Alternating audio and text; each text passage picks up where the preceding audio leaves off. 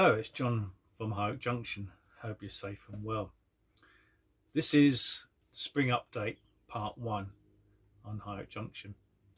And what it is, I've been doing some alterations to the layout. And it all came by chance, really, or accident.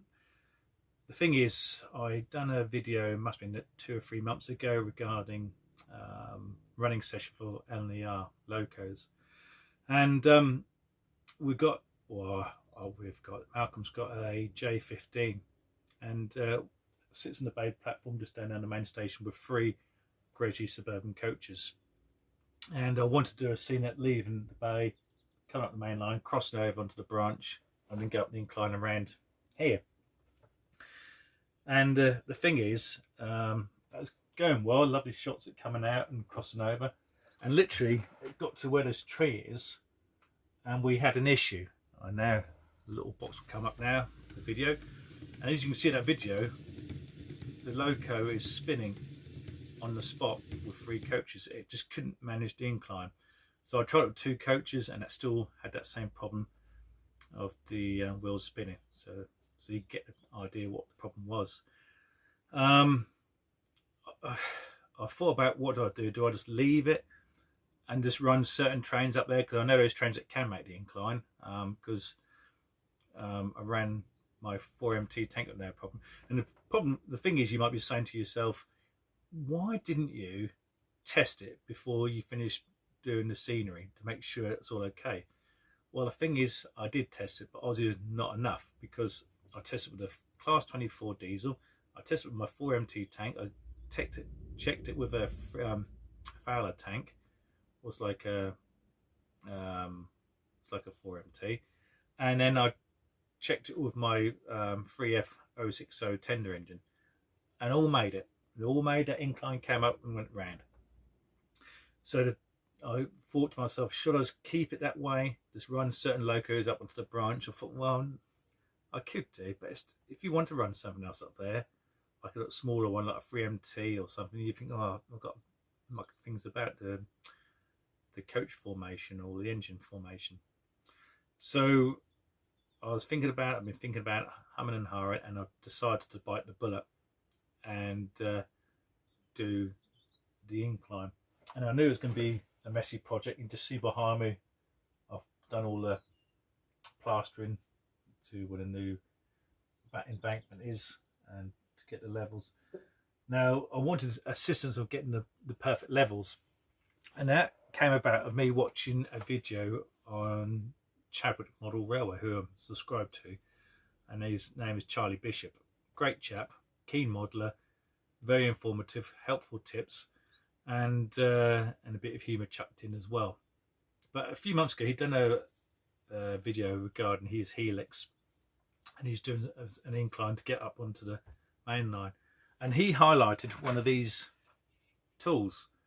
It's an AccuMaster digital level, and I thought that's handy, because he demonstrated it, because you just turn it on out, and then on there you got a digital readout of your level. So if you get it bang in the middle, you got an arrow pointing up and down, and that's bang in the middle.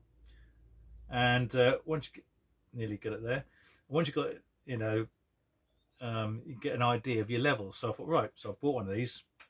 First thing I've done, came up here, stuck it on the track, not when it's live, of course, because it's metal under here, and because it's magnetic, so you don't want to short it out. And I just checked it, and there was a considerable incline. I think some areas were sort of 3.6, 3.2, and I thought that's probably why the little J15 was struggling. So I wanted to bring that down. Hang on, let's turn it off. There we are. So I ripped it up and packed it out and got more of a level through. And at the moment, it sort of sits between sort of 1.7 to 1.9. The question is, you're going to ask, can the J15 make it? Well, I've been running it up and down there with 3 coaches, double checking each time I do a slight alteration to make sure, and it's coped it fine, no problem at all. It cruise up there lovely. The step speed's about 4, so it's nice, gentle, sort of coasting along there. I just got finished packing out the bottom, because also we've got to make sure the points are in the right position. We'll have a look at that later as well. So that's what I've been doing recently up in the loft. I haven't been doing much else. It looks like a bomb's hit up here, telling the truth. I think if some of you modders came and looked up here now, you think, how can you work in them conditions? But it's just how it is. I'm limited with a bit of space. There's things everywhere. There's a bit of dust as well, because I've used a jigsaw to cut the curved sections of the embankment there. Got to use MDF and a bit of plywood up this end, and so it's been a bit messy up here. But sad to say, some of my scenery works paid the price. I broke fencing and I did break a telegraph pole, but yeah, hey ho, that's just one of them things. I can soon replace them. So let's take a look and see what I've done at closer detail.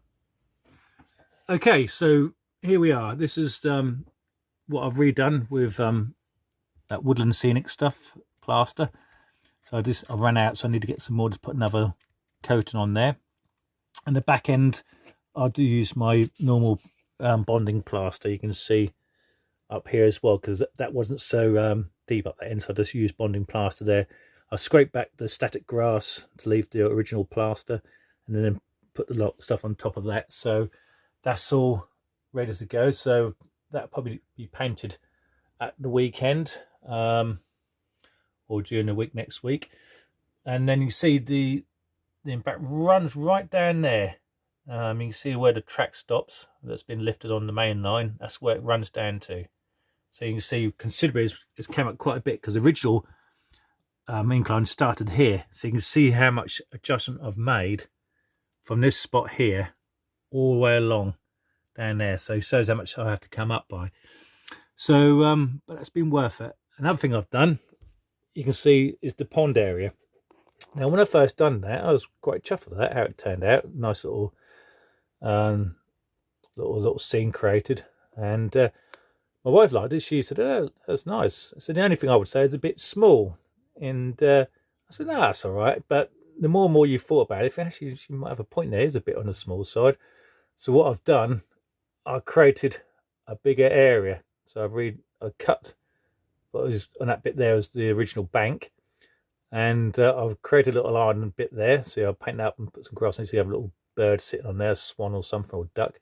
And then this area here is the extended area of the pond. Just got finished reshaping it.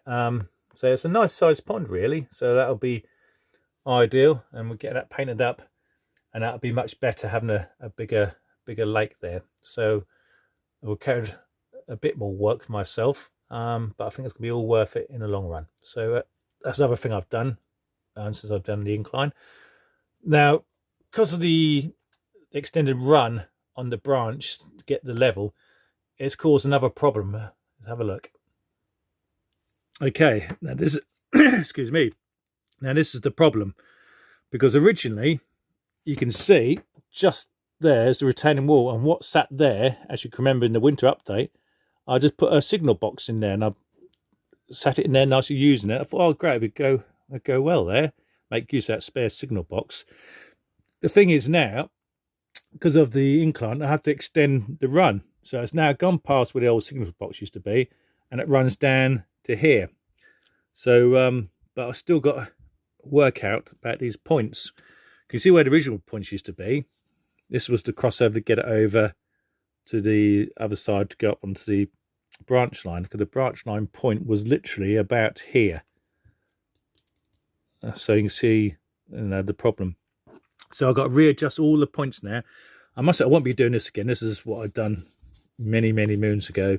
I used to put point motors in there, but what was stupid. I don't know why I just drilled a hole. I marked and drilled a hole, but hey ho, you learn from your mistakes. That's the joys of modelling. So what I'll do now, I'll get my pin vise drill. When I get all the points in position, I was going to set the blades in the middle. I have a couple of bit of plastic there, a bit of plastic outside, mark it, then drill a hole up from underneath. It can be done. I've seen other modellers do it. Chadwick, I've seen obviously Cheeky Tech, they do it as well. You just drill, just a slow speed, and just work until you come through, and that'll be it then. So that's going to be what I'll be doing later on today. I'll be resetting the points, getting all in position, make sure, double check the incline with the J15, make sure it runs up there nicely, because I don't want to get all the points set track done and find it spinning on this spot here or something. So I want to make everything's working fine. So that's what I'll be doing today, getting this point work done. So that is the update one. What I'll do on the closing shots of this video, I'll just have some short little videos of me working on the incline and working on it, and running the J15 up it when I've done all the track lands. So I'll leave you up to enjoy. I'd like to say thanks again for watching, and if you haven't subscribed yet to my channel, please do. I really appreciate it. I know a lot of people view my channel, the viewings of the videos I put on there, but there's only a small majority have subscribed. I think it's about 20%, and 80% watch my videos. So so if you're one of them ones who haven't subscribed yet, please do. It is worth it, and it's worth it for me because I get to see your comments and your reactions. And I'd like to say too as well, thanks for your comments when you do leave a comment. It really means a lot to me and Malcolm, hearing your views on the layout and questions too. So I'm glad you're enjoying it. I'm enjoying it too, even though it's sometimes a bit scratchy head experience or hair pulling out moments, but that's the joys of model railway, isn't it? So so take care everybody, stay safe, stay well, and we'll catch you again soon in part 2. Okay, so now I've got all the boards down here, use MDF here, and the supports underneath to get the level through. So I checked it all there. On the bend there, I've used my track setter. I used a 36-inch bend on that one there, and I'm going to obviously bring it down here as well to sweep it round, see if the incline is okay. I have put on the level and it seems okay, but you don't know till you got it on the train and they're running up there. So tuck that through there.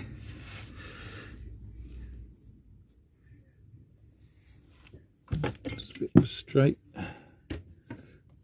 I've got the old straight track setter. Put that in there.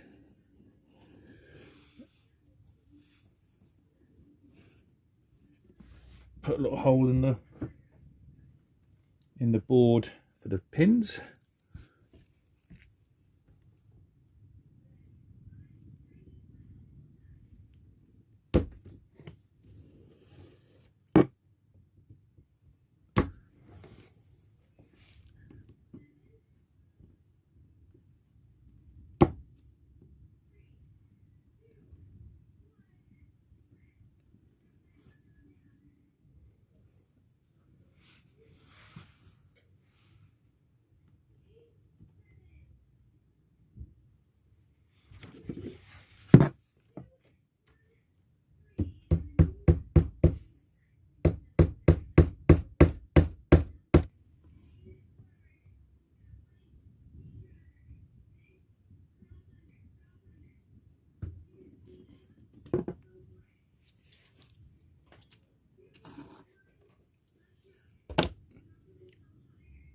Sorry about the noise in the background. It's my wife doing a keep fit with some friends on Zoom.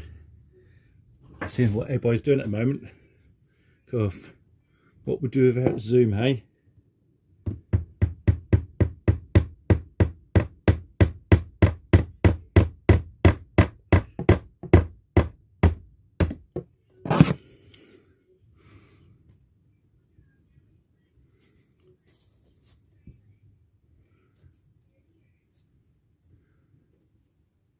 No, let's bend that pin.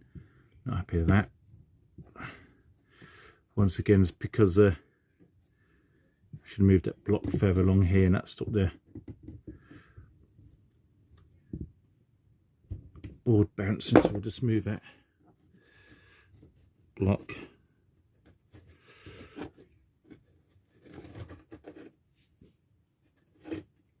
there. That should stop the bounce.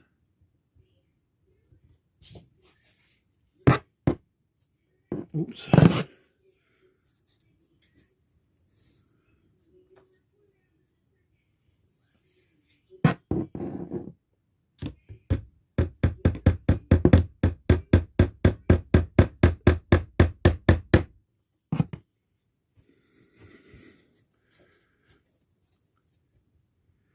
Brilliant. Got a nice sweeping curve around there. So we'll just get the track setter.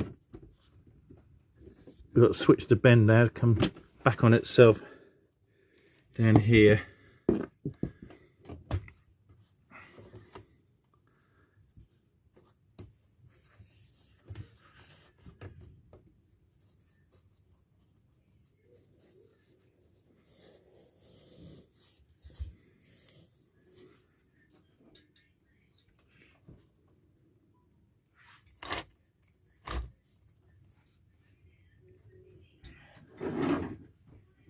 Woodland Scenics glue the track bed down.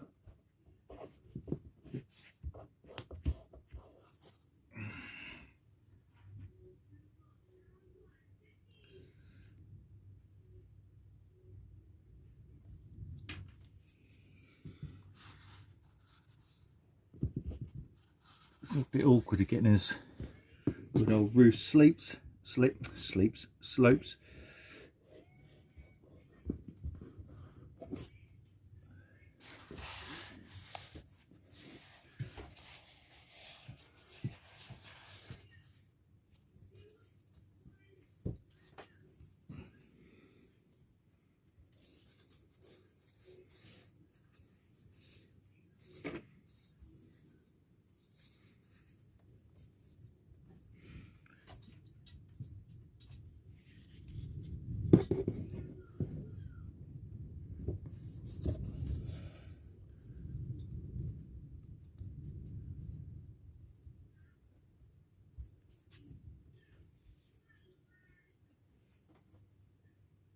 So what I've got to do now, I've got to cut this track here now because there's sleeve, the rails overrun there. So cut the sleeper off out of here. Then we've got another length of flexi track to marinate to line up on here and drop it down on the point what's down here. So that's the next level stage now.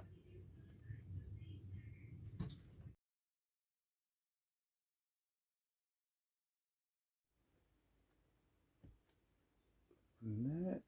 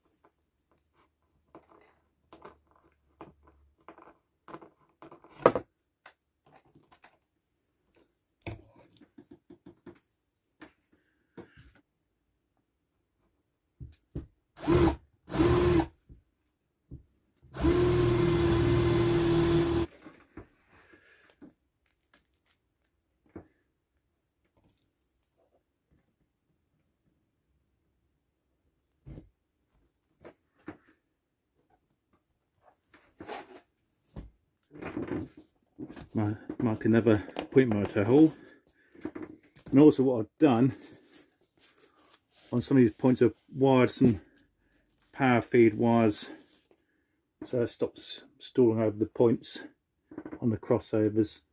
So done it on this one here and done it on this one, so hopefully that'll solve the problem. So I'm just going to mark the hole.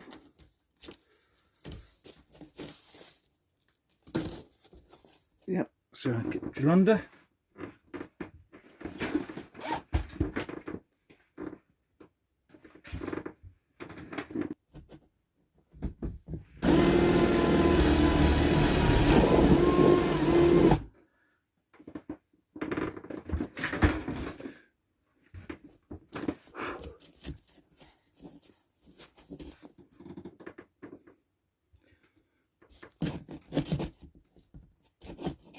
wires through.